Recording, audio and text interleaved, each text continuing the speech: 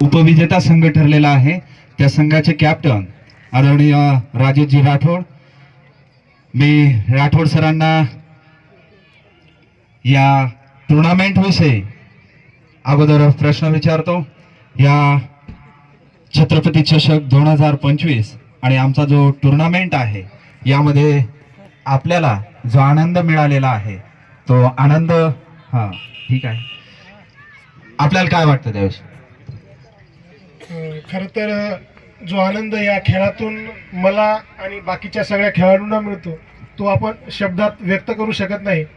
कारण आपल्या रोजच्या डेली रुटीनमधनं वेळ काढून जे लोक काही दिवसापासून प्रॅक्टिस करत होते आणि त्याच्यानंतर जे मैदानावर प्रत्यक्ष सामना खेळताना जी त्यांची जीवपणाला लावून ते जे क्षेत्ररक्षण म्हणा, बॅटिंग बॉलिंग सगळ्या गोष्टी करत होते, तर ते आपण शब्दात व्यक्त करू शकत नाही।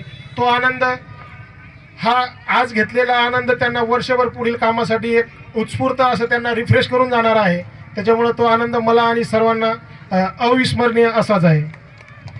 तसंच तुमचे स्पेस बॉलर जे होते रमण कुमार वडदे, हे 2 सामन्यांमध्ये मला वाटतं 1 का 2 सामन्यांमध्ये नव्हते, तर आपल्याला कसं फेस केलं आपण आणि काय अडचणी वाटल्या तुम्हाला? आपल्या सगळ्या खेळाडूंना आणि संघांना खेळाडूंच्या बऱ्याचशा मर्यादा येतात। त्याच्यामध्ये वयानुसार फिटनेस असो किंवा मग कौटुंबिक कारणामुळे तो 2 सामन्याला ते नव्हते। तर माझ्या मनात एकच होतं की जे प्लेयर आपल्याकडे आता प्लेइंग 11मध्ये जे 11 प्लेयर आहेत त्यांच्याकडनं त्यांच्या कुवतेनुसार, त्यांच्या क्षमतेनुसार जेवढं चांगलं प्रदर्शन करून घेता येईल तेवढाच प्रयत्न करत होतो मी। आणि जे प्लेयर समजा आता बाहेरून आम्हाला सपोर्ट करत होते त्यांचंही तेवढंच योगदान आमच्या या सगळ्या खेळामध्ये होता। त्याच्यामुळे विशेष असं काही त्याविषयी किंवा वडजे सरांविषयी आमचं प्लॅनिंग असं काही नव्हतं। जे प्लेयर मैदानात उतरतील त्यांच्याकडनं कसं चांगला खेळ करून घेता येईल त्याच गोष्टीवर माझा फोकस होता।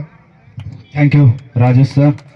1 मिनिट, आपला जो एक फोटो आहे तो चेक आहे, चेक घेऊन आपण